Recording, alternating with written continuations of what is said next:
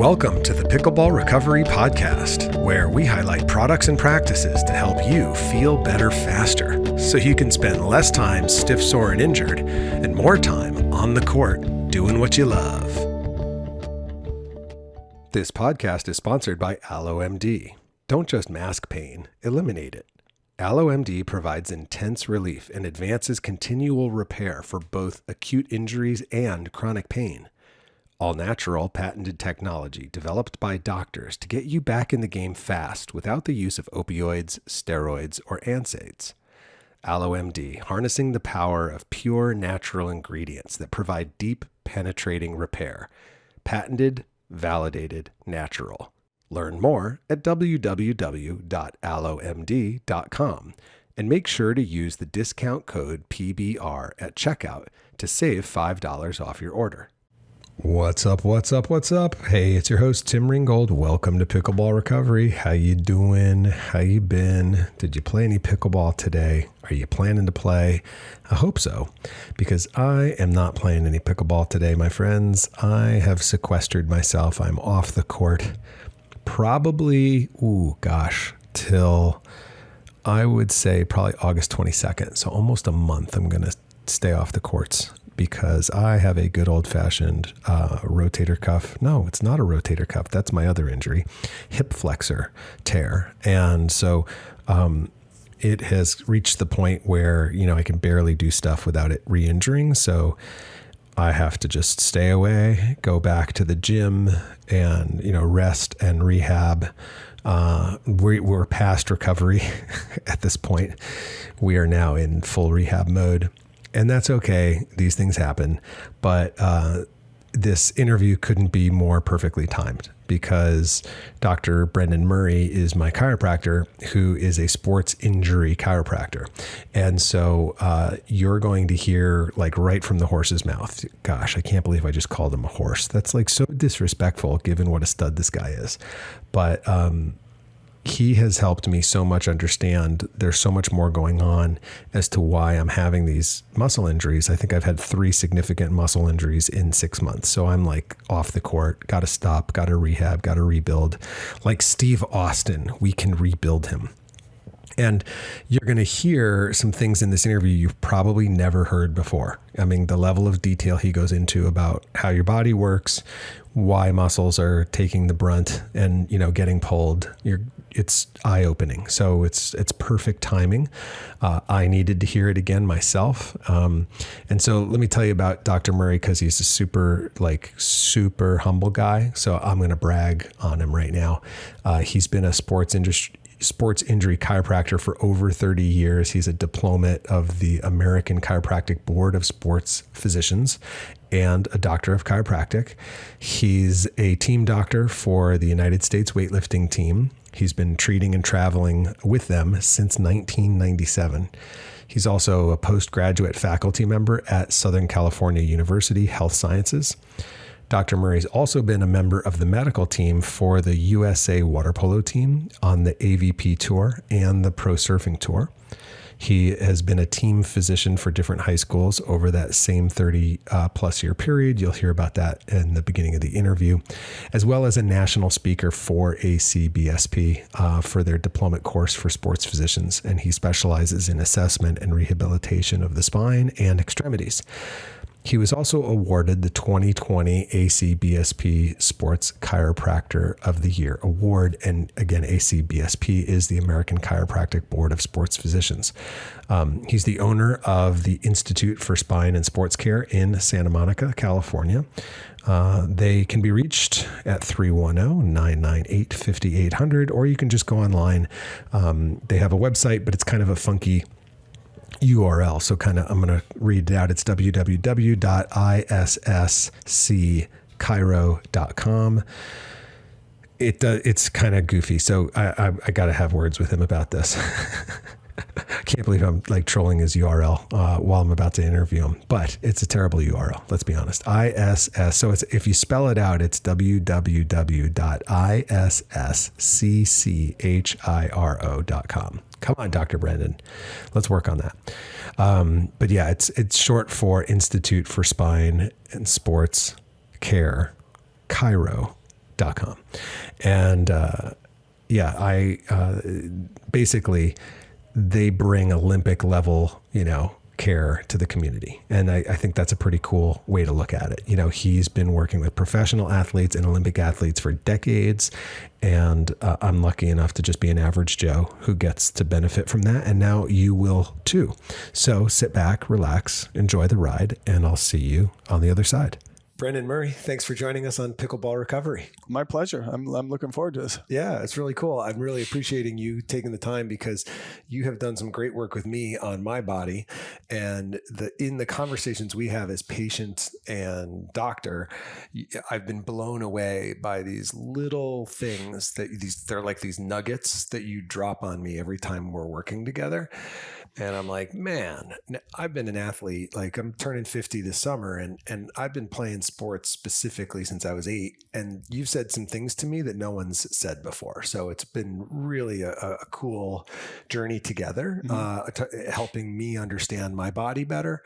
And I was like, I remember the last time you dropped some nugget and I was like, we got to share this stuff. We got to tell some more athletes about this because there's some things that I think where we're running around chasing shadows, where there's like fundamental issues that need to be addressed that we're not getting to, so that's been my journey with you. But before we even dive into that, since you're probably new to a lot of the listeners in the pickleball world, but you're not new in the sporting world, I want you to just kind of catch me up because you're kind of a humble guy, but you got some pretty impressive posters around here. Don't worry, I've already bragged about you in the intro with your bio, but just kind of tell me a little bit, how did your journey kind of intersect with working with Olympic athletes, with pro volleyball players, with like all the different professional level athletes? Like, how did that intersection occur? Well, as I came out of school, I played sports as a kid. Okay. Growing up, going through high school, a little bit of college ball, I got to play a lot of sport, which I really enjoyed. And that's all I wanted to do until I had a fairly significant injury that kind of derailed that and got me very interested in when I had to go through rehab and how much better I got with rehab and allowed me to get back on the field. Yes. Then I went, okay, there's more. Sport is fun, but now I want to find out why all this stuff works. And so as I went through school, my whole passion was sports medicine. I just want to understand more and more about sports medicine. So when I went through that, as soon as I got out, I started working with docs who did a lot of sports medicine. I took as many courses as I could in that field. From day one, I started working with high school athletes. Okay. So I started giving back to there's a local high school I used to work with that I went to. That's where I went to high school. And said, cool. Let me help out with you guys. You guys, no one ever takes care of, if we're a small school, no one ever takes care of us. Let me jump in and help. Nice. And it was great for me because it was a great learning experience because back then we didn't have a lot of information. So we kind of made stuff up as we went along, which was a lot of fun because you got to learn and figure out what worked and what didn't work and learn a lot as I kept educating myself. So it just kept growing into more and more things. And I was blessed that some of the athletes did really well and went on to higher careers in college. Some went into pros. So where do we get, like, I work with this one guy, he's a guy from my trainer from high school or whatever. And then I kept working with more and more people that way. Okay. I got the opportunity when I was going through some of the graduate school work that I did. And I worked with some of the Pro Rodeo Tour for about 7 years. Rodeo Tour. Right. Okay. So I worked on that, treating athletes in the ballpark of 7 years, something like that. And then as I was going through more of the advanced training, a good friend of mine asked me if I wanted to go work a weightlifting event with him, USA Weightlifting. At the time, he was co-chair of medical. So he said, come on down. And I went and worked a national championship with them and went, oh my goodness, it's just too much fun. These were ridiculous athletes doing incredible things. So, okay, I got to find out more about this. And I started working with him. And so that started in 97. Okay. So I started working with USA Weightlifting and that just kept going. And sometimes I get invited to work with other teams. And so I worked with other teams going through that and worked at Pan Am Championships or Pan Am Games, traveled with the teams there and just kept working more and more people. And then again, just through different athletes, I'd work with different sports and different professional athletes here and there. And just, success kind of added more people would come in and you'd see them. And I got more invitations to do different things. Gotcha. Gotcha. That's super cool. I got to imagine, just circling back to the pro rodeo tour real quick, like talk about putting your body through it. Like those guys they just come to you broken and in pieces, and they're like some of the toughest athletes I've ever dealt with. Totally. And like they're the nicest athletes I've ever dealt with. I mean, if you do anything for them or thanking you, they were so kind. They were wonderful. I mean, it was like, oh my goodness, I want to do this all the time. They were just wonderful, wonderful people. I bet. And they're jumping on top of 3,000-pound animals that are trying to get them off, and sometimes things don't go well. And so you end up doing a lot of things where you get to work with athletes and help them out. And it was just a blast. I had a great time doing it. That's really cool. Really cool. So we met through one of my coaches, Dr. Jeff Spencer, and who's been helping me kind of on the mental side. And I told him, I said, I'm struggling with, I got a hamstring, I got a glute, I got a hip flexor, but I think it's all one big issue. And he goes, I know just the man. He goes, you need to see my friend, Dr. Murray. And now, for those of you who don't know, we don't live near each other at all. So like I have a road trip when I come to see you, but it's been worth it because we're talking about kind of core issues around the body. Now, the big problem in pickleball is that it's a small court and it's very social and it's doubles. So there's the illusion that it's not very athletic. The bell curve of people who are in it are over 40. And so a lot of them are athletes but haven't played at a high level in a long time. So our mental age is still 21. Right. Our athlete age in our mind is 21, but our body is like me. I picked up the paddle when I was 48. Right. Not the same body, and so starting to go out on the court, play as much as possible. And then, oh God, I'm in pain. Right. And so I want us to talk a little bit. I want to use me as an example since I'm volunteering my journey, because my journey, I'm the average guy. I come in, I start playing like crazy. I start having these, what seem like overuse issues. So I thought maybe could we talk today about what we've been doing with my core, and can you kind of break down like that hidden magic about the inner core and the outer core and talk about that, and we can just use me as the case study. Okay. Well, I think like in your case, when you came in, you talked about, here are my symptoms. Here's what I have. I have hip flexor. I must have a tight hip flexor, been going on forever. And as we evaluated, you found out that it really wasn't a hip flexor. Yeah. It was more what we call an impingement. And the impingement in the hip kind of led us down a whole different pathway. So knowing that the most important thing is the diagnosis. If we come up with an accurate diagnosis, because the injury tells a story. Every injury tells us a wonderful story, because injuries come because you have a bad movement. Okay. And the bad movement comes from somewhere. So if we can take a look and peel it apart, say, here's your injury. Now every injury has a mechanism. Okay. And now if you understand the mechanism, you just reverse it and put it back together. And that makes it simple. Made it sound so simple. It kind of is. It's complicated because there's a lot of things to it. It's the diagnostic aspect of it. But once we have a good diagnosis and we have to understand that piece, then we get that part under control. And we start looking at global.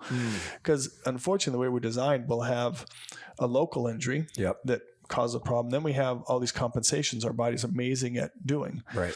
And then we have to figure out where the compensations are coming from or created the injury. One of those two things happen. Gotcha. So an example in your case, your hip came from the low back issues that created the hip flexor. Got it. So once we kind of unwound that and found it was truly coming from your low back, then we could get to, okay, now we got the pain out of there. We can actually figure out how do we stabilize the low back, which will now stabilize the pelvis, which will now stabilize the hip. That's fascinating, because I didn't come to you with back pain. No. But that's technically where the issue really started. Right. And then just spread. And so for a lot of people who are having injuries or symptoms, I think that's the great word, is symptoms somewhere down the chain. It may structurally, that may be the source of it, but just as easily, it might be somewhere further up the chain that's been out of alignment or out of whack, a good clinical term. Right. Right. And then that's what's causing the problem down the line. Well, what we're always looking for in medicine, we're always looking for, can we get a predictor? Can we start to figure out how to get ahead of things? Okay. So if we see an injury in a knee, or in a case, the hip flexor, we now know the research is pointing us towards saying all of our hip injuries are coming from a low back or pelvic issue. and what they call a posterior capsule. So one of those three areas is now trickling in and causing most of these hip injuries we're seeing. Gotcha. So understanding that once we diagnose the hip and go, okay, now we have this, but now it's actually coming from these other areas. If I correct these other areas, it unloads the hip.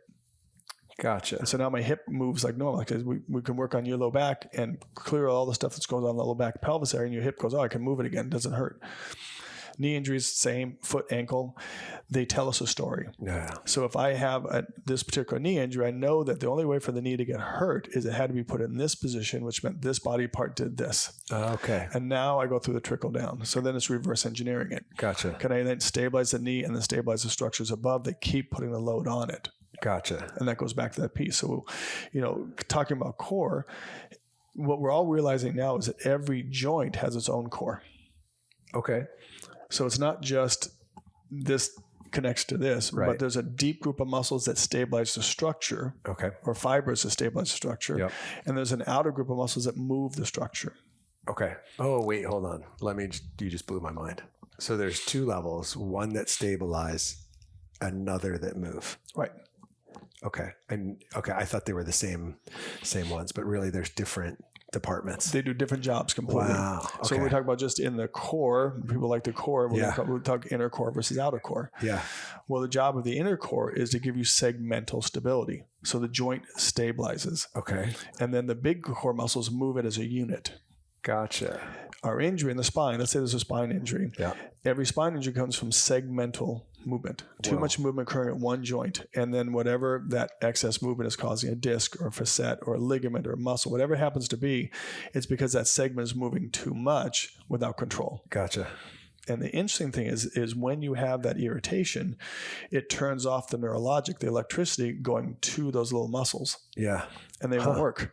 They turn off. And so now we get the reversal. Now the big muscles take over instead of the deep ones. Okay.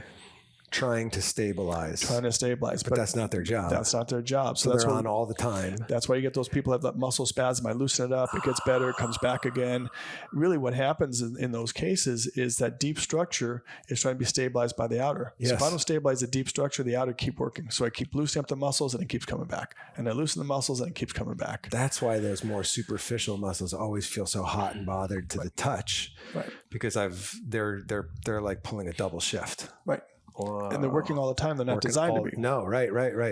Because it's a layered system. So if we can turn the pain generator off or discomfort, now the deep muscles have a chance to work again. They turn on. Yep. And if I can turn them on, now the outer muscles turn off and do their job, which is more phasic and, what we call explosive type work. So they're going to do more concentric work. Okay. And the deep ones do more of the stability, the constant work being done that keeps the joint stable through all life. Okay.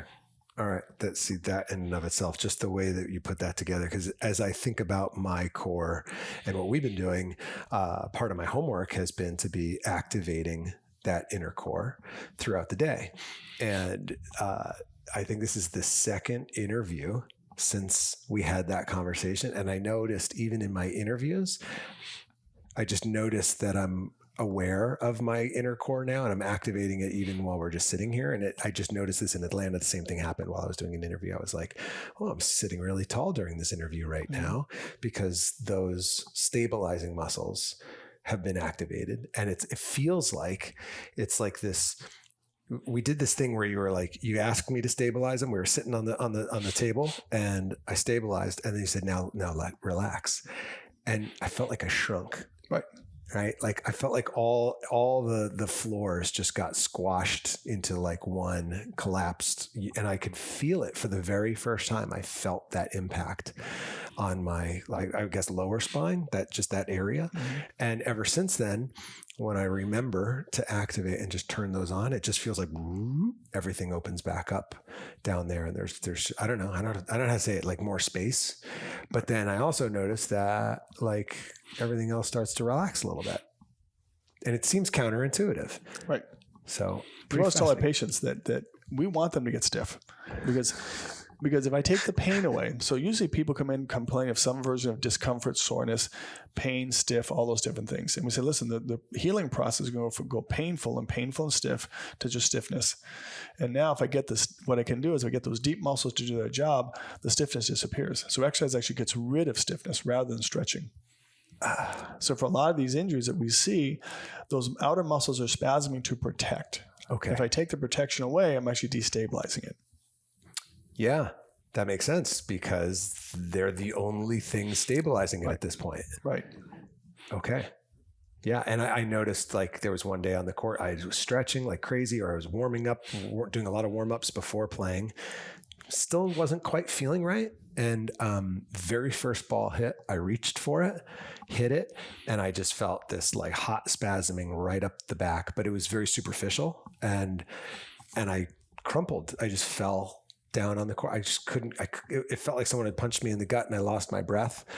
And, but it was all those superficial muscles had been working so hard to be doing all the stability work that when I activated them really quickly, they were like, we don't have that. We're overloaded. And they went into the spasm mode and I didn't have a clue.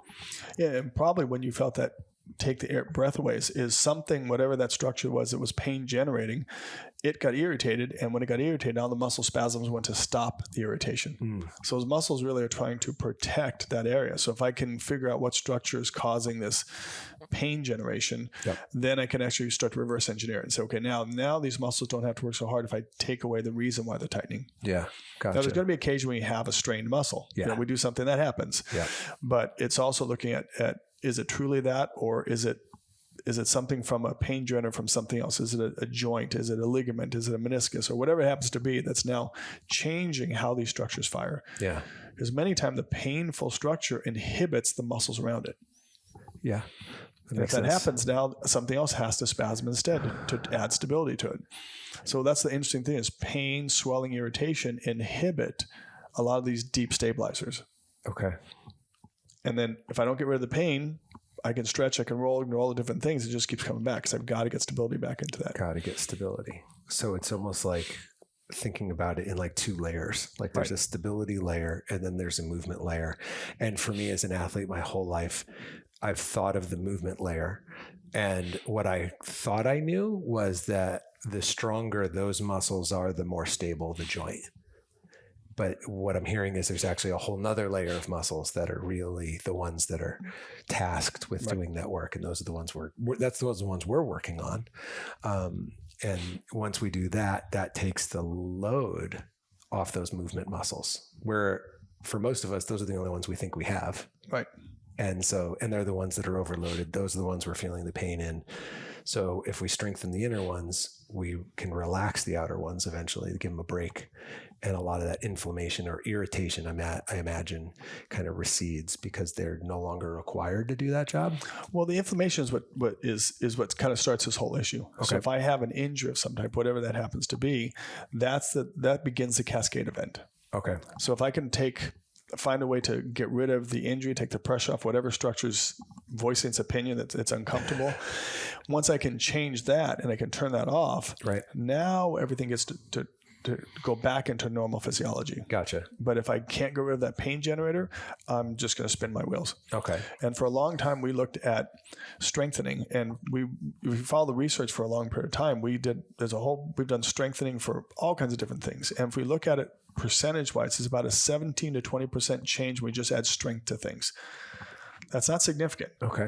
That's why we have patients who keep having repetitive injuries. Even though they're like fit, built athletes. Exactly. And it still happens. Still happens. And then we looked at, let's say if we add motor control, let's do motor control exercises. Well, we had about 17 and 20% change in performance, just the same thing. So we still have these non-contact injuries or these different movements. So we're kind of learning to how can we put all of these things together. And again, the mental part, we talk about, can I find these muscles? We talk about the cortical motor excitability. Okay, slow down. The what? It's called cortical motor excitability. Corticomotor excitability. Which basically means if I can find the muscle with my brain, yes, then I can activate it. Yeah, that's that mind-muscle connection. Right. Yeah. So that's where the newer research of brain research is going towards that. So if we can add that piece to it, we can add the correct movement, we can add strengthening. Now we get a significant change in our performance. Okay. Because now if we add those three together, we're getting almost 60% improvement in performance. Okay. That's significant for an athlete. Yeah. Absolutely. Now, if there is an injury, like let's take it back to Joe and Jane on the court, right? They've got pain. And the first place, like old school, the first place they should start is ice. Well, that's where there's a lot of debate out there with that. Yeah. So the one thing that we can say is there's a lot of people, good authors have said that if it's a muscle injury only, I strain a muscle, then heat may be more effective than using the ice. Okay. If it's a joint, that's a different animal. Okay. Because if I get there's we call it an inflammatory cascade. Okay. That occurs when a joint gets injured. All right. When that joint is injured, it releases that cascade, and actually heat now makes it worse. Ice actually decreases that. Gotcha. But it's joint versus muscle. Okay. That's a big differentiator. Because that's where a lot of people go, you can't use ice anymore. Well, no, it depends on the injury. Okay. So joint injuries we find are much more effective getting that inflammatory cascade out of there. Then we can actually add strengthening, all the different things we do to it. Okay. Muscle, different animal. Okay. All right. Being a biohacker and loving new things, like I got exposed to cold showers and then ice plunges and doing all this kind of, cold. And then recently just got introduced to infrared sauna and hyperthermia and heat shock proteins and these new things where I'm like, trying to keep up with it. People ask me all the time after going out on the, playing a bunch of pickleball, they're like, I've heard that the best thing for me is an ice bath, but the thing that feels the best is the hot tub. And I guess, is there a one or the other, or in this case, we're talking about just comfort versus injury? I think they all have value. Okay. So what we've seen is two things. And now injuries, whole different animal than recovery. Okay. So what you're talking about when you're doing the ice baths, the infrared, is recovery. Yes. How do I get this muscle to rebuild itself? I've just broken it down. I've done whatever I've done, and I need to rebuild that. Yep. How do I get my little strains, things like that? I've kind of pushed myself. How do I get them to recover? Yep. That's where the cold plunges, the cryo chambers, the infrared heat, those things have been showing great benefit. Where you're doing the compression pants, all those things seem to be really good for recovery. Great. And we're doing it from complete different things. Okay. Now, if we have an injury, that's a whole different animal, especially if we get into joints. Then we say, okay, we want to get ice, calm that down, change that inflammatory cascade right away. And then you start doing all those different things to recover. Gotcha. So it's depending on where the person is at. Yeah. And then as far as which recovery modes are best, now it's a flip of the coin. Okay. Everyone has different physiology, and I'll always have to go with the athlete that says, I like this better than this. Okay. And that's recovery versus recovering from injury. So that's just recovery. Like, can I play better next day? Those kind of things. Yeah. So we'll leave that up to them. Okay, cool. I appreciate hearing that, because I'm like a shotgun approach kind of person. Like I've got a PEMF mat, and I have compression boots, right? And I have a red light, therapy. I have red lamps, and I have the sauna. And sometimes I wonder, like, is one of these the one, if I could only have one, which one should it be? And I guess the answer is, well, it depends on the person. And I think using a multi-modal approach is probably the best way of doing it. Okay. So using multiple, because each one has a different benefit to you. Yep. So if I use low cold, I like cold. I like doing my boots. I like to do my mat. Use a little bit of all of them. Okay. And you'll be able to tell me that when I do this combination, that's my best bet. Yeah. Okay. Yep. So I don't think there's one way of saying this is the only way to do it. You got to do this only. I think it really is. In every research I've seen it's just combining these things. Gotcha. They all have benefits, and they complement each other. Okay. All right. That's good. So we've kind of covered just that thing. If you do feel like you have an injury, just the difference between whether it's a muscular injury versus a joint injury will direct you in terms of whether or not to go heat or ice. Correct. Is really great. And when it comes to just recovery, when we've just played one more game 5 more times, that's the expression we use, then it's kind of what feels right to you. what feels best to your body. There's might be any number of those approaches. Right. Cool. Cause I noticed for me, like if I do a hot tub that afternoon, or even the next morning, like, boy, like the stiffness, much less stiffness. I do feel like a little bit of a wet noodle for the next day. Like my muscles don't really want to work. But if it's like just a recovery day and I do like 20 minutes in the hot tub, it just feels like that opens everything up. And I somehow feel like, I'm getting away with something because it feels really good and it's working, as opposed to like an ice bath, which does not feel very good at all. But the research says, oh, it's so good for you. So I feel like maybe I'm supposed to suffer to recover. But what I'm hearing is I don't have to suffer to recover. Well, I think you made a great point. Is how do I recover the next day? So let's say that I have to play 2 games in a row, days back to back. Yep. And if I go to the hot tub, I feel like jelly the next day. Yeah. Well, I wouldn't do that. Yeah. Maybe the ice plunge is a better time for that, or maybe the infrared sauna doesn't make me feel quite that way. Because it's the dry heat versus the moist heat. Okay. Or my mat. So you can start playing with what I need to do. If I need more recovery after this one or less recovery in this, you kind of play with when do I put those things into my recovery mode. All right. Yeah, that makes sense to me. I know that if I did a 2-day camp with Tyson McGuffin where it was like 6 hours and then 6 hours, which is a lot of time to spend on the concrete. And after that first day, I did ice bath and I did compression, and I was fresh and ready on day 2. I had a full tank of gas for that second day. And I know that I would not have felt that way with the hot tub. I would have needed a buffer day. So if I have a buffer day, like if I'm playing in a tournament, a lot of us will play 2 events, but maybe one's on Thursday and the next one's on Saturday, or one's on Friday and the next one's on Sunday. If I have a day off in between, then I know I can go relax in the hot tub and enjoy myself because I'm not on the hook. Right. So. And every athlete's different. So you really encourage them to try the things that work best for them and try them between practices rather than at games. Yeah, like low stakes. Exactly. So if you say I'm a practice multiple days in a row, let me see how fast I can recover works best for me. Yep. Great, do that. We always tell them don't try anything new before a game or a tournament. Yep. Because if you do, it's going to throw you off in some way. What if you're a wet noodle and you have to go play? That doesn't benefit you a whole lot. Now you're knocked out early. Yep. So even when we do our athletes with weightlifting, for an example, we always tell them if you've not been worked on, don't do it before the event. We'll do it afterwards, but don't do it before. Gotcha. If they have used to be getting work done, great. Let's do whatever we need to do. Just control depth of work that you're doing with them. Okay. All right. When you're, in terms of recovery, like I've heard that, 48 hours is like this time that it takes to recover. You pick up these like wives' tales, along the way, like ice for 48, like don't heat something for the first 48 and then ice for the first 48, then heat afterwards. Is when it comes to recovering, is there like a best practice in terms of exertion, rest, exertion again? Should I be waiting 48 hours between my next training session, or is it okay to go back to back, or is it again depends on the person? For sure depends on the person. Okay. And then depends on how hard did I work? Okay. How much recovery do I need? Okay. So if I'm having a killer day, I'm beating myself up in the gym, and I know when I do this, I need a day of recovery afterwards, then you need to put that into it. Okay.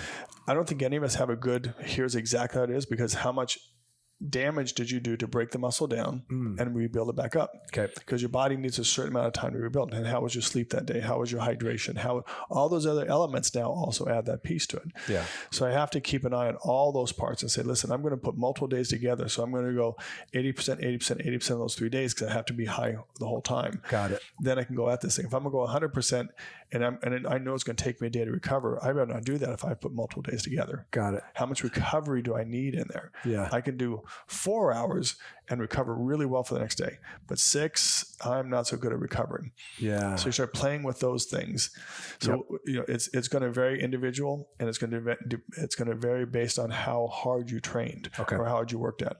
Okay. Because we have all the different physiology in our body that if you're used to training to that level, you know how fast you can recover. Yeah. If you're not, then it's the experiment of how much can I do and how much can I recover from. My guess is most people don't allow themselves the adequate amount of recovery time before they get back at it, because for 2 reasons. One, they either can't wait to get back at it, or 2, that kind of go, push, better your best, whatever mindset.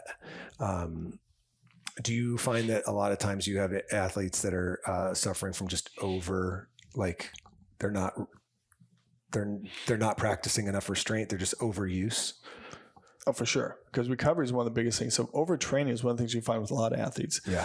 And they'll come in and they'll say, no matter how hard I work now, I'm always tired, or I can't produce, or I can't. And you start going back and asking questions about, have you started monitor like your temperature in the morning? Okay. Are you sleeping at night? Wait, your temperature in the morning. So one of the things we have found is that if you can, let's say that you make a practice, I'm going to take my temperature first thing in the morning, every morning. Now, when I start to see changes in that temperature, that might be a sign of overtraining. Interesting. Because I've heard that same thing about resting heart rate when you wake up in the morning. That because I have like one of those little CVS pulse ox, things.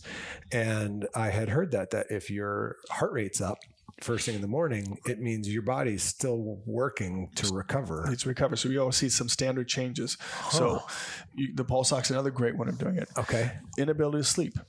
Believe it or not, when people are like, I'm really tired, but I can't sleep, another indication of overtraining. Okay.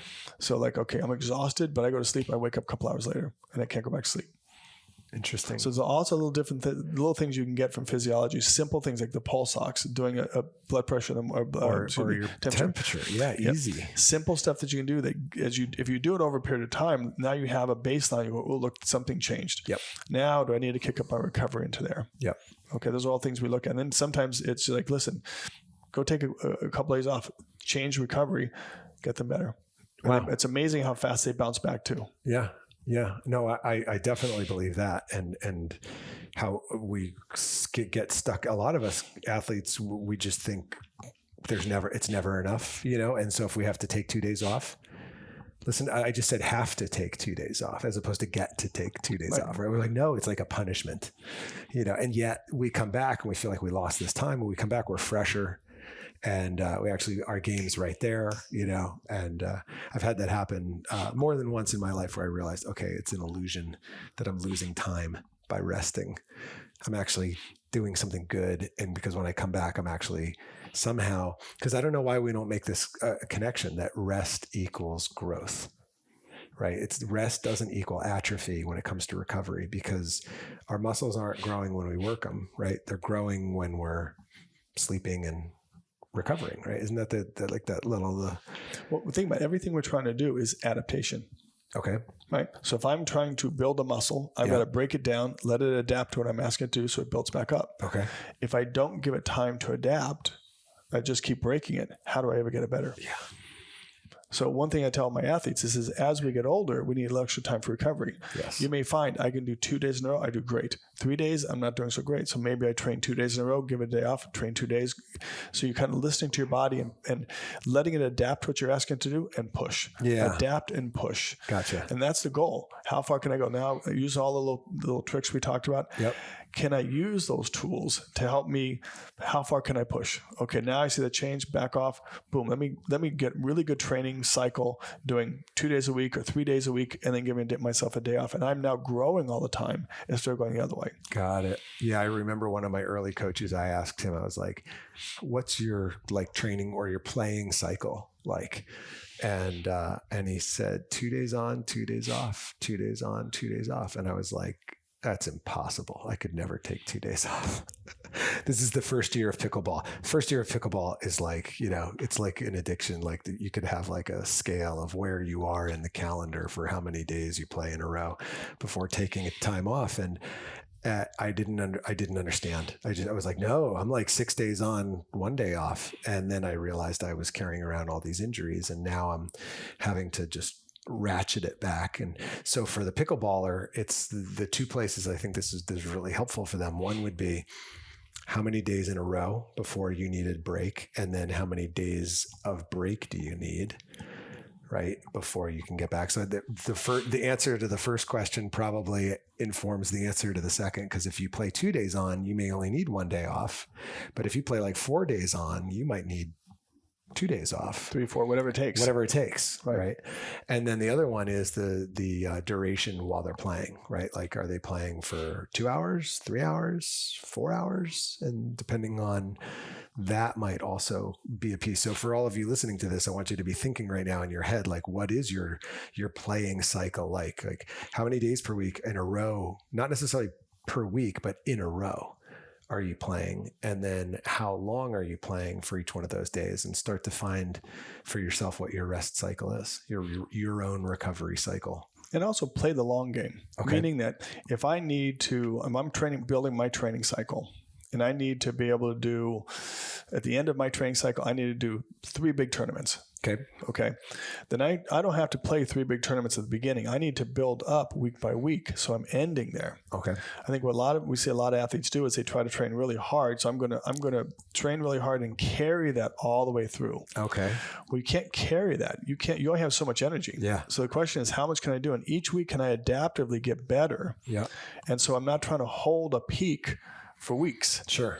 We've all done it with any of our athletes, our Olympic guys at the weightlifting. You can't carry a peak very long. So that every athlete will figure out, how long can I carry a peak for? Okay. So if I need to peak for a big tournament, and then it takes me 2 weeks to recover, and then do another big tournament, you play with those training cycles to find out how fast do I recover and build back up. Okay. But you also want to challenge the athlete.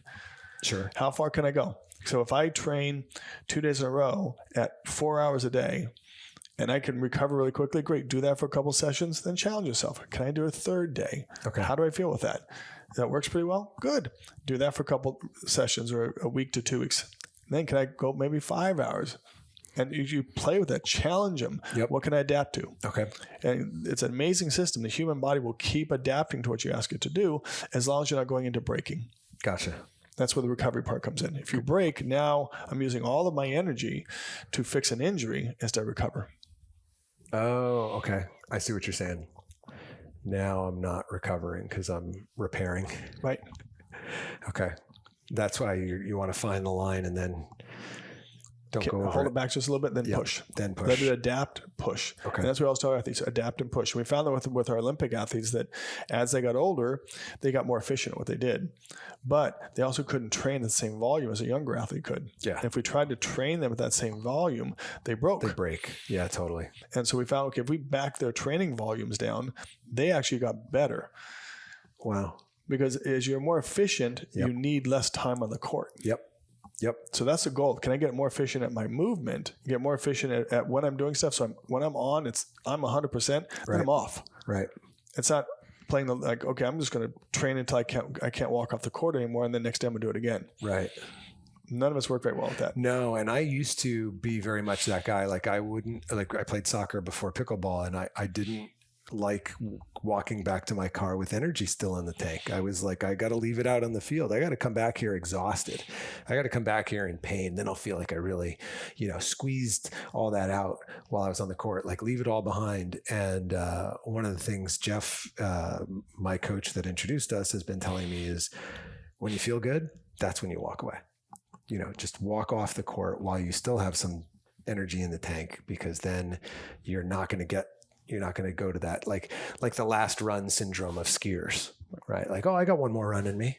Yeah, you're right. You only have one more run because that's the one you're going to crash and break something on because you went one too many. So learning to walk away, and then. Well, I think a good indicator is efficiency of movement. Okay. So let's say the skiing analogy is a great one. Yeah. Also my skiers, they say when you start to find that when you're making your turns, they're less sharp. You're now losing efficiency. Okay. It's time to get off. Either take a rest, get off. So if you're doing pickleball, for example, these are shots I'm hitting on a regular basis. All of a sudden, I'm not hitting it anymore. I can't get that ball in. It's just a spray. Now is when we start looking at getting off there, because your nervous system is telling you, I'm going into fatigue. Okay. I was good. Now I'm not. Yep. So either maybe time to do a different drill. Maybe it's time but always looking at efficiency of how I'm doing things. And again, athletes know how good they're doing. We do with our lifters all the time. They're lifting, and all of a sudden we start to hear a weight moving incorrectly, or you see a pattern suddenly change. Okay, it's time to get off that lift, go to something different, because they're going to get injured now. Yep. Because as you move poorly, injuries occur. So that's our predictor now. We know for sure every injury comes from a bad movement. Gotcha. Every single one. So if you got a bad movement, then injury occurs. Yeah. You get a little pain. Pain changes how you move. Yeah. And then we go in this cycle. We get stuck in circle. There. And you can't get out of it unless you start moving efficient. So the goal of the athlete is how efficient can I maintain myself, hold it, then get off the court, Go back next day, do it again. There you go. Because that's what we're looking for. Because the more hours you can train in a week versus a day. Yeah. That's it. In fact, that's what I try to explain to my kids about learning and building. And as a musician, like if you're going to study an instrument and you play 15 minutes a day over 4 days, it's way more effective than 1 hour, 1 day. Right. And so that kind of that frequency over duration seems to be more effective in that way. We get that neurologic learning, that motor learning is what you're looking for. Gotcha. And if we get motor learning, that's what you're doing. It's what bite-sized chunk can I learn, and the next day adapt. Learn and adapt. And it's the same thing whether I'm learning an instrument, right, or if I'm learning a particular shot I'm trying to get. Yeah, because it's still gross fine motor coordination in real time. That kind of that dexterity and that coordination we were talking about earlier. That muscle coordination. Yeah, we call it motor plasticity. So we want to give that chance to learn, adapt, get it down, and then move forward with it again. Yes, that makes sense to me. So for example, today during our treatment, we were doing an exercise with my leg.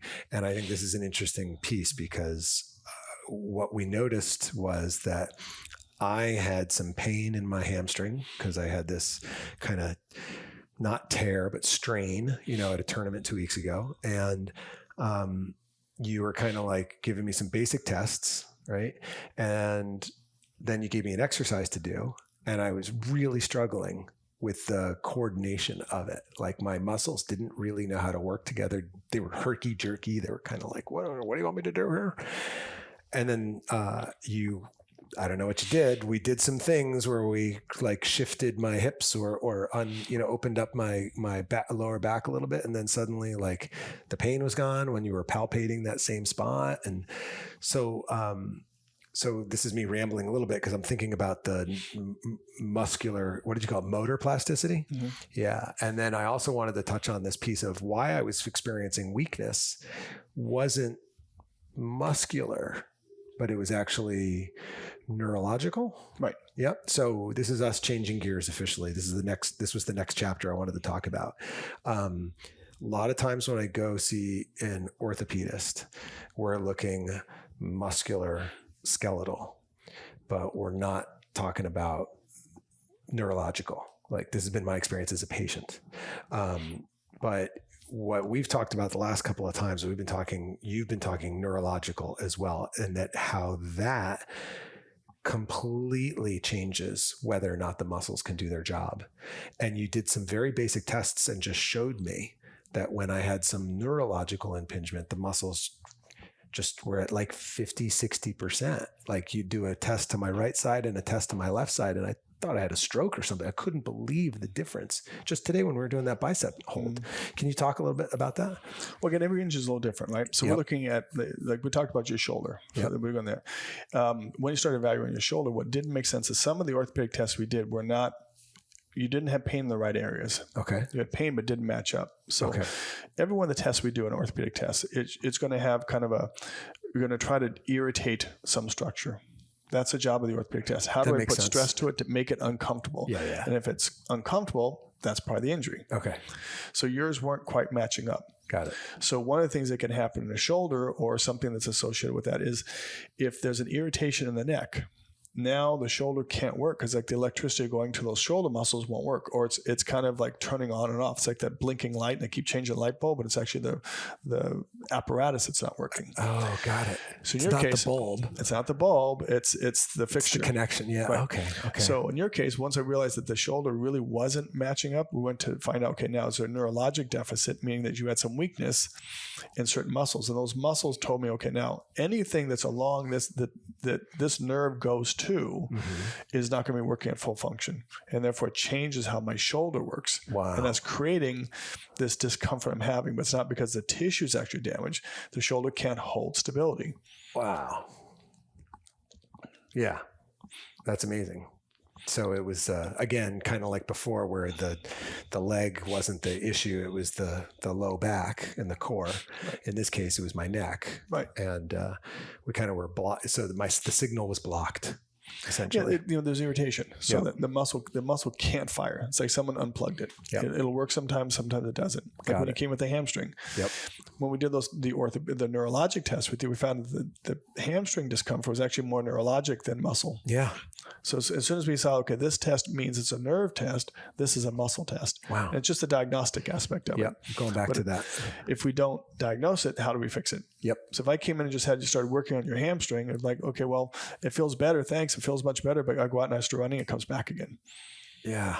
And as soon as we take the neurologic component out, the irritation that's there, now change the mechanics that are creating that irritation, and the hamstring suddenly works again, turns back on, works. And again, it doesn't present necessarily as quote unquote nerve pain, because I don't even know what that means. What is nerve pain? So just because you're having a pain in the joint or a pain in the muscle doesn't mean that that's where the problem lies. And so now your training is in chiropractic, right? Yes. So it's kind of like a synthesis of the two, if I may. Is that? Yeah, and I've got an additional what they call a diplomate in sports medicine. Okay. So that's what it took, the additional type stuff. And so I've been lucky enough to teach in that program for quite a while now. So I've been teaching almost 20 years in that program. Okay. So now what we basically do is our job is to kind of take an injury apart, all the different pieces, how the injury occurs, how do I test for it, if I have these things, how do I treat that then, and then how do I rehab it? Got it. And that's what we try to teach in these programs, taking it to the next level. Brilliant. Let's swing back and we'll close with this, because you have access to, and you are with all the latest research and what have been some of the new things in the recovery world, whether they're practices or their modalities that you've seen have been like, wow, like you're really excited about them? Now you're talking about like recovery as in whole body recovery or injury recovery? Let's do whole body recovery. Whole body. Well, I think for me, one of the big ones was the cryo chambers. Okay. That was a huge thing. Infrared, another huge one, looking at that. Okay. Looking at compression pants. Yeah. Those, incredible. What they're doing now is understand what it's doing to our physiology and how a compression pants actually can make our heart stronger. It can make exactly. Amazing. And what it does for our brain. Right. So those are things that make a huge difference to us. Like those are just, as we're understanding more of the physiology that we kind of took as, oh, that's just part of what happens. And no, we can actually use that as part of recovery. That's the fun part. That is neat. When you take something like lactic acid, we all thought was lactic acid, and we actually use that as an energy source for the brain and the heart. Wait, what? That's the cool part. To be continued. Yes, we can go on for long about that, but there's people out there doing incredible research on lactic acid and how we use that to fuel other muscles around the area and the heart and the brain and where they're going with these things. Wow. Okay. So that just blows my mind at that, where the brain research is going. That's a whole new rabbit hole we're going to go down on another episode. Lactic acid for good, right? Right. It is. Amazing. That's amazing. Where can people find out more about you online and find their way to you? There's a website. It's under my name, so brendanmurray.com. Okay. And the website on that. So all my information is there. You can reach out to me, have questions, calls. We, come in for consultations, find with me about any of those things. Happy to help people any way we can. Awesome. Well, thank you, Brendan, for being on Pickleball Recovery. My pleasure. Thank you. It's been fun. Awesome. Thanks so much for listening. Do you want to know the number one mistake picklers make that leads to increased pain, soreness, stiffness, and injury? Just head over to www.pickleballrecovery.com and download my free guide to playing with less pain and more enjoyment. Listen, pickleball makes us feel young at heart, but not necessarily young in body. So go download my free guide at www.pickleballrecovery.com. See you next time.